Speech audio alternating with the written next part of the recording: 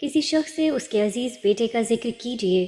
تو اس کے پاس اپنے بیٹے کے بارے میں کہنے کے لیے اتنی زیادہ باتیں ہوں گی جو کبھی ختم نہ ہوں، مگر اسی شخص کے سامنے خدا کا تذکرہ کیجیے تو وہ اس طرح غیر متحرک بنا رہے گا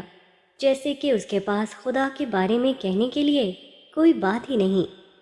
جیسے کہ وہ خدا کے بارے میں کچھ جانتا ہی نہیں۔ کسی شخص کو اس کے خاندانی بزرگ کی یاد دلا دیجیے،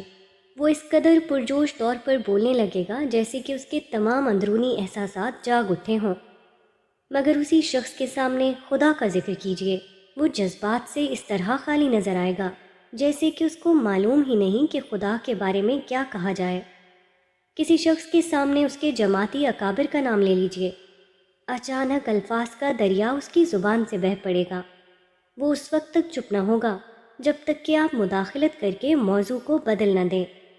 مگر اسی شخص کے سامنے خدا کا نام لے لیجئے تو اس کے اندر کوئی جوش پیدا نہ ہوگا، ایسا معلوم ہوگا جیسے اس کے پاس خدا کے بارے میں بولنے کے لیے کوئی چیز ہی نہیں۔ ایک شخص کے سامنے اس کے قومی ہیرو کا چرچا کر دیجئے اور پھر آپ دیکھیں گے کہ اچانک وہ بادشاہ سخن بن کر ظاہر ہو گیا ہے، مگر اسی کے سامنے خدا کا چرچا کیجئے تو وہ ایسا نظر آئے گا جیسے اس کے اندر خدا کا نام سن کر کوئی ہلچل ہی پیدا نہیں ہوئی جو اس کو بولنے پر مجبور کر دے۔ وہ لوگ جن کے پاس رجال کی تعریف کے لیے الفاظ ہوں مگر خدا کی تعریف کے لیے ان کے پاس الفاظ نہ ہوں، انسانوں کے بارے میں وہ معلومات کا خزانہ بنے ہوئے ہوں مگر خدا کے بارے میں ان کے پاس کوئی معلومات نہیں جو ان کے زبان یا قلم سے جاری ہو۔ کیا سینوں میں ایمان کے سوتے خشک ہو گئے؟ کیا لوگوں نے خدا کی عظمت کو محسوس نہیں کیا جس کو وہ لوگوں سے بیان کریں؟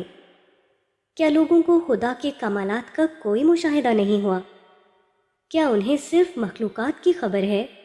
خداوند ذوالجلال کی انہیں کوئی خبر نہیں۔